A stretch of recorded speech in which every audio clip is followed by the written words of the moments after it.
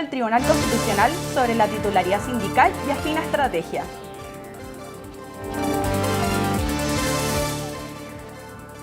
Tras declararse inconstitucional la titularidad sindical en la reforma laboral, revisamos las implicancias de esta norma y el impacto que tendrá en los sindicatos de trabajadores.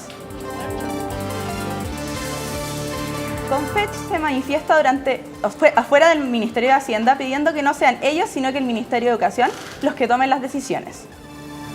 Ley de etiquetado de alimentos causa confusión en los consumidores. Hola, buenas tardes. Bienvenidos a un nuevo programa de Noticias en Señal UC. Soy Valentina Osorio y hoy los acompañaré con noticias. El Centro de Microdatos de la Universidad de Chile indicó que la tasa de desempleo en el Gran Santiago fue de 9,4 en marzo, cifra que representó un fuerte aumento de 2,6 puntos porcentuales frente al 6,8 anotado en el mismo mes del año y en diciembre de 2015. El debate sobre el desempleo ha dado que hablar esta semana, ya que mañana el INE también presentará las cifras de desocupación en el último trimestre móvil. Para analizar la situación que estamos con Juan Bravo, asesor macroeconómico senior de CLAPES UC. Bienvenido, Juan, muchas gracias por venir. Buenas tardes, muchas gracias por la invitación. Gracias. El ministro de Hacienda, Rodrigo Valdés, dice que como gobierno están esperando los resultados del Instituto Nacional de Estadística para tener un mayor panorama sobre la situación de desempleo. ¿Usted cree que estas cifras van a tener diferencia a las del microdatos, a pesar de que el microdatos solamente apunta al Gran Santiago? Y si va a haber diferencias, ¿cuáles van a ser? Claro, tenemos una diferencia que es bien importante, primero por la cobertura geográfica, ¿cierto? Porque como bien tú dices, la encuesta de la Universidad de Chile, del Centro de Microdatos, tiene como cobertura geográfica solo el Gran Santiago, mientras que la del INES tiene cobertura a nivel nacional. Entonces, eso es por un lado. Por otro lado, las cifras del INE son de trimestres móviles, mientras que la de la Universidad de Chile es solo del mes de marzo. Por lo tanto, por definición, las cifras del INE son más suaves. O sea, si hay un empeoramiento de la tasa de desempleo, si va subiendo, esa alza va a seguir a la de la Universidad de Chile, pero el alza no va a ser tan abrupta como la que vimos en el caso de la Universidad de Chile, es más suave. Por lo tanto, debiera empeorar. Mañana que sale el dato debiéramos ver una tasa de desempleo un poco más alta, pero en ningún caso va a superar el 9% como en el caso de la Universidad de Chile. Ya, perfecto. El director de CLAPES UC y ex ministro de Hacienda del presidente Sebastián Piñera, Felipe Larraín, comentó a los medios de que las razones de este gran desempleo no son razones exteriores, sino que interiores. Ustedes como CLAPES, ¿cuáles creen que son estas razones interiores que causan que esté tan alto el desempleo? Claro, efectivamente, cuando uno revisa los estudios del FMI, por ejemplo, el cálculo es que alrededor de 2/3 de esta desaceleración tiene que ver con factores internos y solo 1/3 con factores externos. Por lo tanto, la mayor contribución a esta desaceleración efectivamente viene de factores internos. Y cuando uno ve los análisis de instituciones como el Banco Central, de qué cosa causó que nuestra capacidad de crecimiento, de tendencia o de mediano plazo pasara de 5% a 3%, tiene que ver fundamentalmente con la inversión, ¿ya? O sea, la capacidad de invertir en Chile se redujo muy fuerte en los últimos 2 años y eso tiene que ver no solo con el alza de impuestos de la reforma tributaria, que además redujo incentivos al ahorro y la inversión, sino que se ha creado un clima de mucha incertidumbre y mucha desconfianza. Cuando uno revisa todas las encuestas de confianza empresarial, todas están en niveles pesimistas. Por lo tanto, hay un nivel de desconfianza que no ha logrado todavía, no hemos logrado pasar. Y es difícil que lo logremos porque seguimos viendo que esto no repunta. O sea, las mismas cifras del mercado laboral dan cuenta de que esto parece que va empeorando en vez de ir mejorando. Entonces, hay mucha incertidumbre y eso al parecer todavía no se ha despejado. ¿Y usted cree que el reajuste fiscal que hizo el gobierno afecta de manera directa o indirecta a esta situación? Al mercado laboral, digamos, le afecta muy poco el anuncio de ajuste, porque primero es un ajuste muy pequeño, en términos de todo el gasto fiscal. Entonces puede haber algún efecto indirecto, por ejemplo, si se iban a realizar algunos gastos para determinados programas que ya no se contrate a algunas personas del sector privado, digamos, por ejemplo, algunos viáticos, cosas así. Pero el impacto desde ese punto de vista es muy marginal. Ahora, cuando uno se da las cifras del INE, lo que sí se ve es que alrededor de hace 2 o 3 meses sí se está destruyendo empleo asalariado en el sector público. Entonces, es cierto que el sector público ya se está destruyendo empleo, pero lo que no es cierto es que eso es atribuible al anuncio de ajuste de febrero, porque ese es muy pequeño. Pero sí es cierto que el gobierno, o mejor dicho, el sector público ya está dejando de contratar y por lo tanto deja de ayudar a las cifras de empleo como lo hizo en 2014 y 2015. Y en el aspecto económico, si se sigue alzando esta cifra de desempleo, ¿cómo nos va a afectar como país en nuestra economía? Claro, cuando empieza a subir el desempleo, primero veámoslo a nivel macro, a nivel global. Eso significa que el consumo se va a desacelerar, digamos, porque va a haber gente que no tiene ingreso. También hay un tema con las cuentas propias que habían estado subiendo mucho. Los ingresos de los empleos por cuenta propia son mucho menores que los de los empleos asalariados. Entonces todo eso ha ido contribuyendo a desacelerar el consumo. ¿Te fijas? Entonces vamos de a poco generando este círculo vicioso a una economía cada vez más desacelerada, más deprimida. Desde el punto de vista personal, en el fondo significa que hay más, cuando tenemos un escenario donde se están perdiendo muchos empleos, hay más probabilidades de dejar de tener un puesto de trabajo y por lo tanto eso genera un comportamiento más precautorio de la gente. Empieza a endeudarse menos, empieza a tratar de ahorrar más, ¿cierto? Se embarca menos en comportamientos un poco más agresivos en materia de deuda de consumo. Entonces, básicamente la gente empieza a cuidar más la pega, en definitiva, a endeudarse menos. Ese es un poco el escenario que se pinta con este aumento de la tasa de desempleo. Muchas gracias, Juan, por la entrevista y por su análisis económico. Nos vamos a otra noticia. Tras el rechazo de la titularidad sindical por parte del Tribunal Constitucional, el gobierno busca afinar una nueva estrategia. Aunque dicen que esperarán recibir el contenido del fallo, el oficialismo está viendo distintas alternativas a seguir. La nota es de Matías Coloma y Camila Reyes.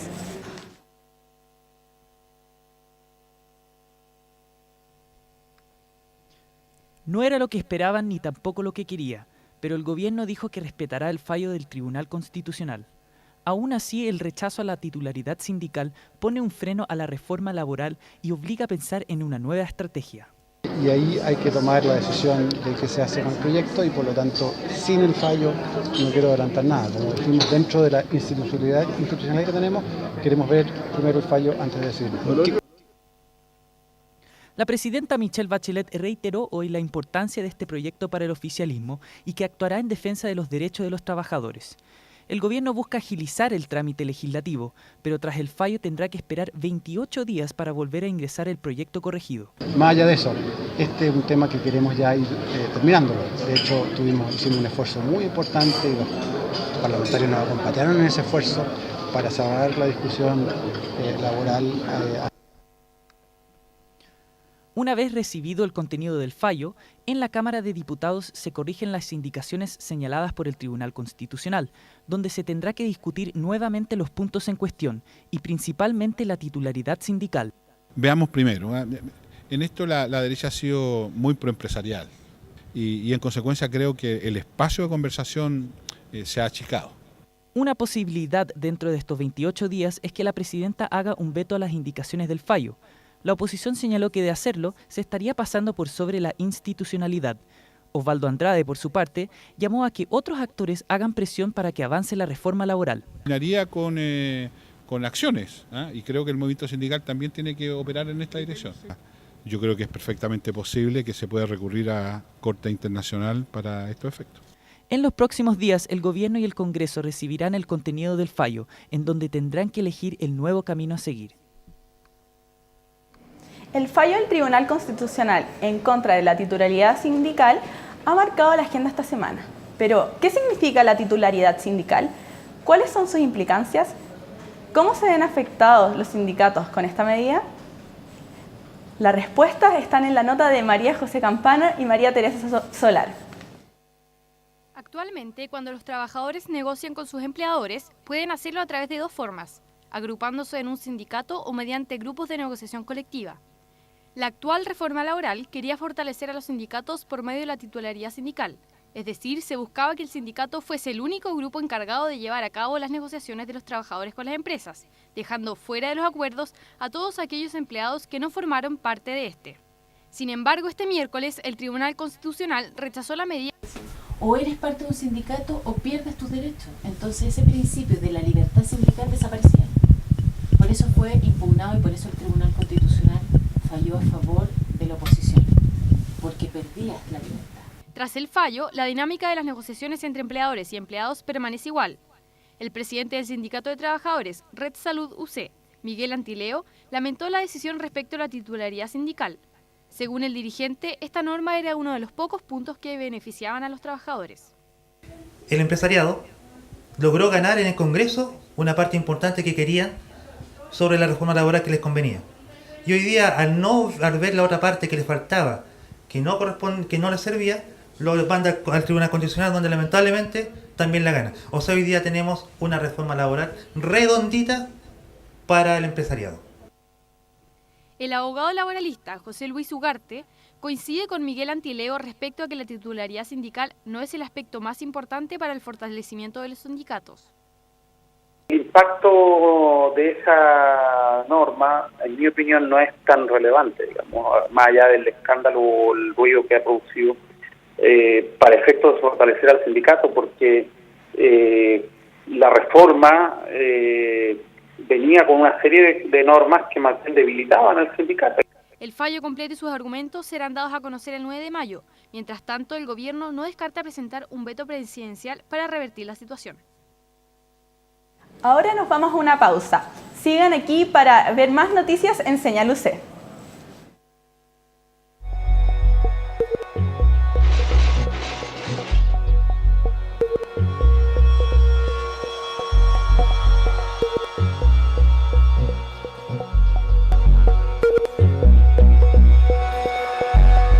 ¿Quién fue Carlos Valdovinos? No tengo idea.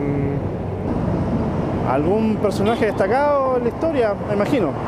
¿Algún político? Cosa no tengo la menor idea. Militar. Algo por el estilo. Carlos Valdovinos, pues creo que es un alcalde. De acá de San Miguel era. Mi nombre es Carlos Valdovinos. Nací el 19 de diciembre de 1889. Estudié leyes y ciencias políticas en la Universidad de Chile y fui miembro activo del Partido Radical. A los 25 años me casé con Dorila Fernández, con quien tuve a mis 7 hijos. Ejercí mi profesión de abogado de diversas maneras. Fui ministro de la Corte Suprema, juez, profesor de Derecho Penal en la Universidad de Chile y durante 10 años, alcalde de la comuna de San Miguel, razón por la que hoy soy una calle con nombre propio. Esta avenida es comúnmente conocida como Carlos Valdovinos, pero su nombre real es Avenida Alcalde Carlos Valdovinos. Se extiende de poniente a oriente y pasa por las comunas de Cerrillos, Pedro Aguirre Cerda, San Miguel y San Joaquín. El tramo Cerrillos es el más corto y tiene pocas construcciones, donde hay bodegas y talleres principalmente. Luego viene el trayecto San Miguel, que es un sector mixto, industrial residencial. El siguiente tramo es Pedro Aguirre Cerda, que es el más residencial de todos. El intervalo de San Joaquín es un sector principalmente industrial, donde encontramos instalaciones como la Textil Sumar, la embotelladora andina y la subestación San Joaquín de Tilectra.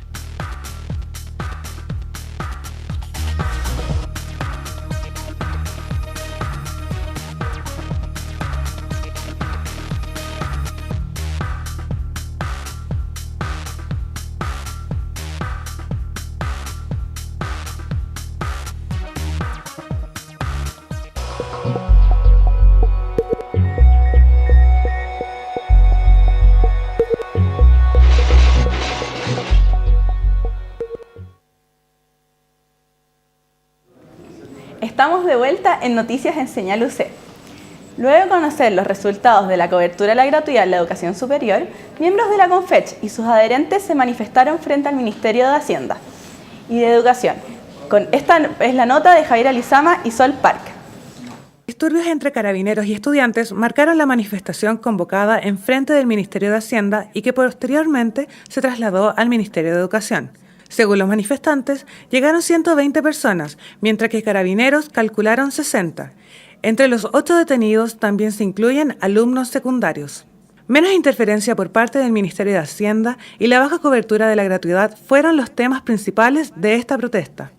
Hubo represión no solamente a dirigentes, sino también a compañeros de base que hoy día se manifestaron acá, y nosotros creemos que hoy día eso es lo que tiene que saberse de parte del Ministerio de Educación, que no le da respuesta a los estudiantes y lo único que sabe dar es carabineros regularmente instalados acá y represión que no tiene ningún tipo de parangón. Cabe recordar que ayer la ministra de Educación, Adriana Del Piano, dio a conocer que 124.000 estudiantes son los beneficiarios de la gratuidad, siendo que en la cuenta pública del año pasado, la presidenta Bachelet prometió alcanzar los 260.000. Lo que queremos acá es una reforma de educación y no simplemente que se nos esté hablando de financiamiento.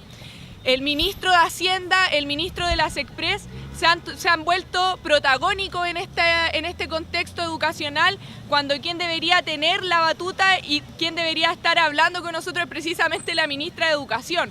Insuficiente. Lo esperaba, se veía venir, pero siguen siendo insuficientes. Sigue siendo un porcentaje del 11% de los estudiantes de la educación superior, queda un 89% fuera, queda más de 1 millón de estudiantes fuera. Muy insuficiente, todavía no existe, ni siquiera podemos hablar de una gratuidad universal.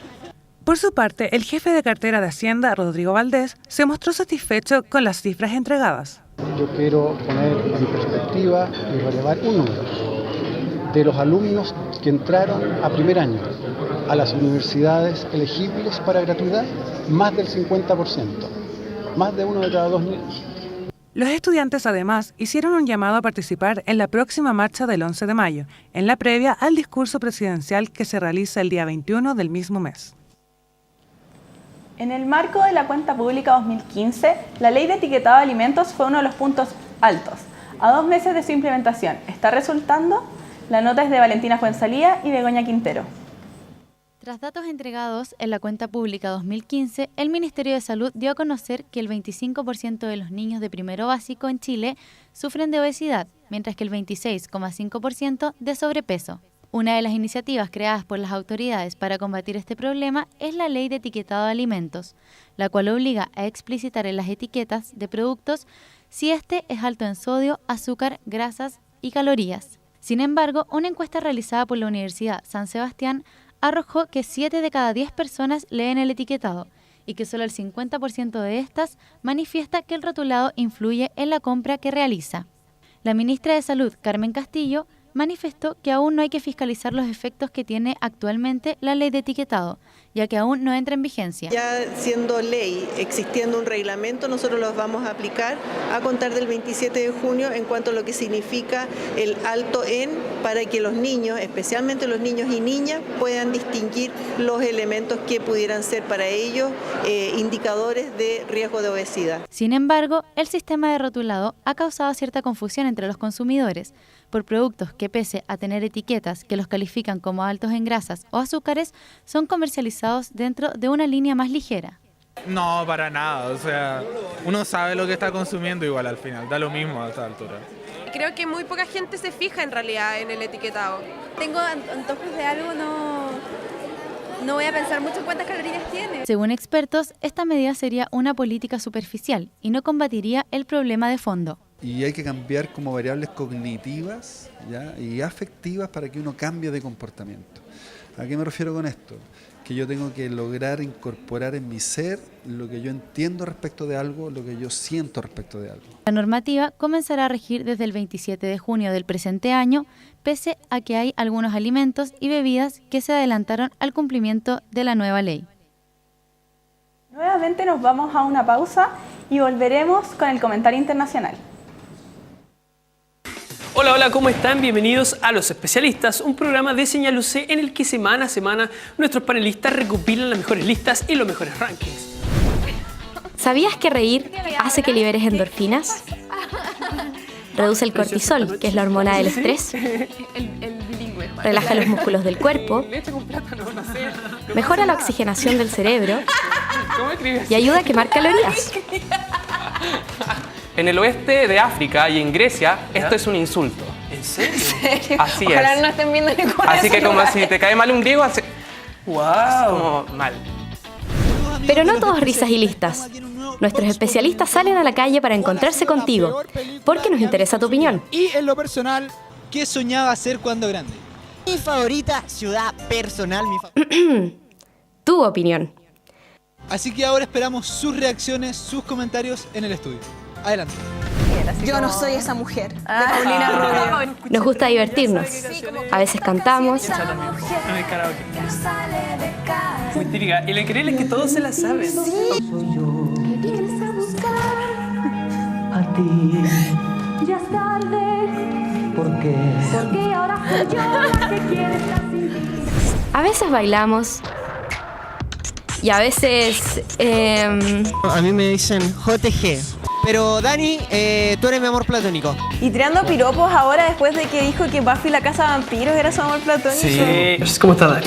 Perfecto, lista y dispuesta. Por eso, no te pierdas los especialistas. Porque aún hay más. Solo por Señal UC. Estamos de vuelta en Noticias en Señal UC. La oposición del gobierno de Venezuela comenzó a recolectar las firmas para el referendo que podría sacar del poder al presidente Nicolás Maduro. Después de un mes de alegatos, el Consejo Nacional Electoral entregó las planillas para reunir las firmas que podrían impulsar la consulta popular. Los partidos opositores en esta primera fase tienen 30 días para recolectar 200.000 firmas, pero según el vicepresidente de la Asamblea Nacional, Enrique Márquez, que ayer se obtuvo más del triple de las firmas requeridas.